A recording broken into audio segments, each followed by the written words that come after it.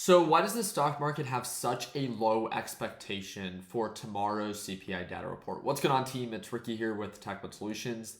First off, thank you to everyone who dropped a thumbs up on my previous video. It looks like we got over 1,000 likes. So yes, I will be hosting tomorrow's CPI data report live on this YouTube channel. So all you have to do is subscribe and turn on your post notifications, and I will take care of the rest.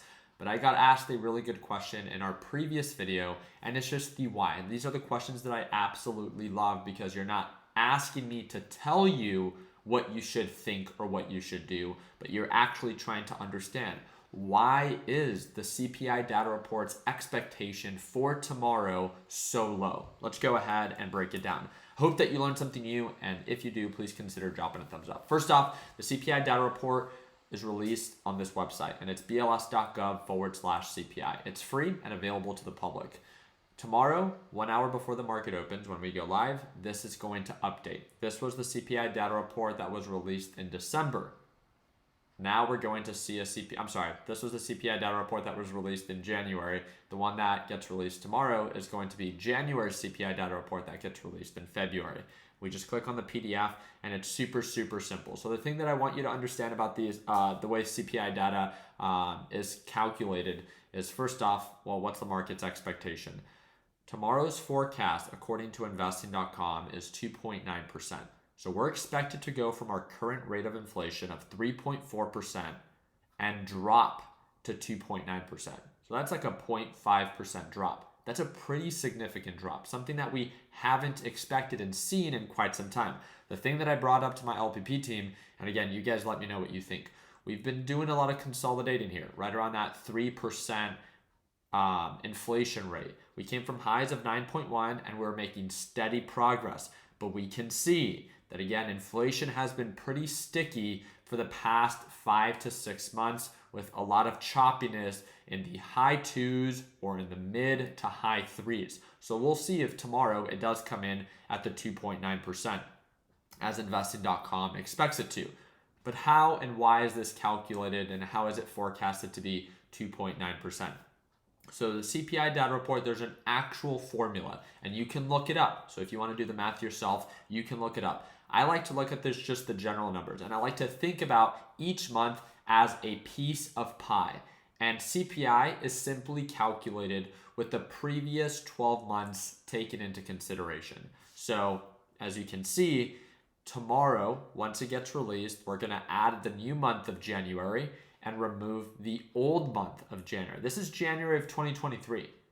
We're going to be adding the January of 2024 and removing the old one. As you can see, this is the December one, and we added the new one, and it referenced the old one that was a 0.1% increase, but December of 2023 was a 0.3% increase.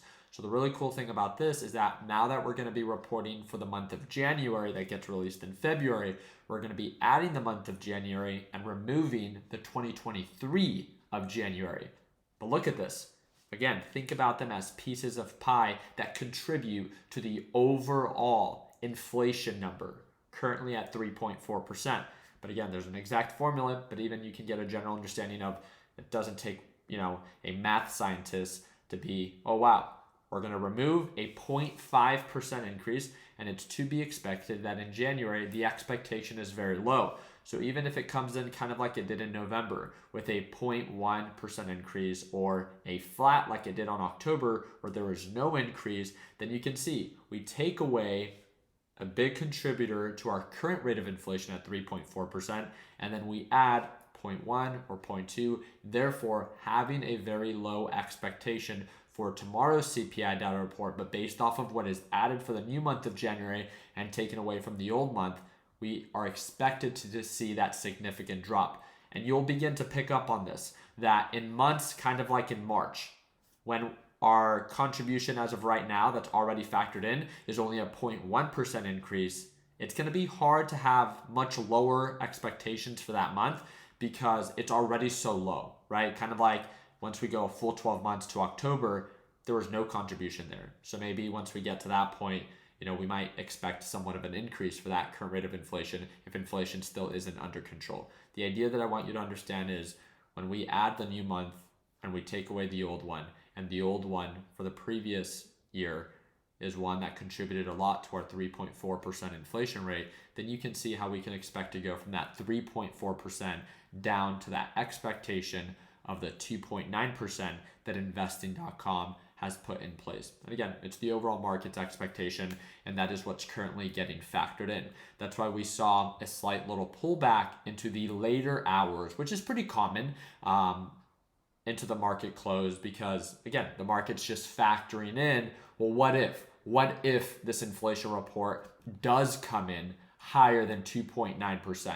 Then again, the market might sell off a little bit more. So then you can see psychologically, this might encourage investors, as NASDAQ is extremely overbought and at all-time highs, why they might want to lock in profits before a significant economic report, such as the CPI data report, that might contribute to some selling pressure if it comes in higher than what is expected. Because remember, we want inflation to go down because the Federal Reserve wants inflation to go down so they can begin to cut interest rates. But if inflation continues to stay sticky and continues to stay hot and higher than what is expected, then the idea of us cutting interest rates is going to continue to get pushed back. As of right now, again, according to BlackRock, I think there's like 4 or 5 rate cuts according to BlackRock. We'll go ahead and wait and see. I'm not here to predict the future. I'm here to prepare for it. And one of the things that I love is catching and watching these CPI data reports. I'd encourage you to do 2 things. First off, set your alarms for 1 hour before the market opens. It's at 8:30 a.m. Eastern time, and that's when we're going to be going live. I'm going to go live about 5 to 10 minutes before, just to make sure that we can all come together and, again, prepare for the CPI data report. The second thing is, don't feel the need that you need to trade that at that moment once the report gets released. It's a very active day. There's going to be a lot of volatility, and hopefully we can see an overreaction. It's one of my favorite things to do and kind of prepare for when the overall market overreacts either on the bearish side or on the bullish side, and then I can end up choosing to trade the reversal. It's a very entertaining day nonetheless, especially if you're an absolute beginner. I would really encourage you to set your alarms, show up, and just watch and enjoy and watch the market react to a very important inflation report. So I hope to see you there. Again, all you literally have to do is subscribe to the YouTube channel. I'm going to host it for free on this channel, and I hope to see you there. So if you have any other questions, either comment down below or shoot me a DM via Discord or Instagram, which is linked in the description. And if you want to watch me trade live as soon as tomorrow, that's going to be the second link in the description down below. Also, do not forget our Corvette giveaway has officially started. And if you want to enter for your chance to win, that's going to be the 4th link in the description down below. I appreciate your time. Like always, let's make sure that we end the year on a green note. Take care, team.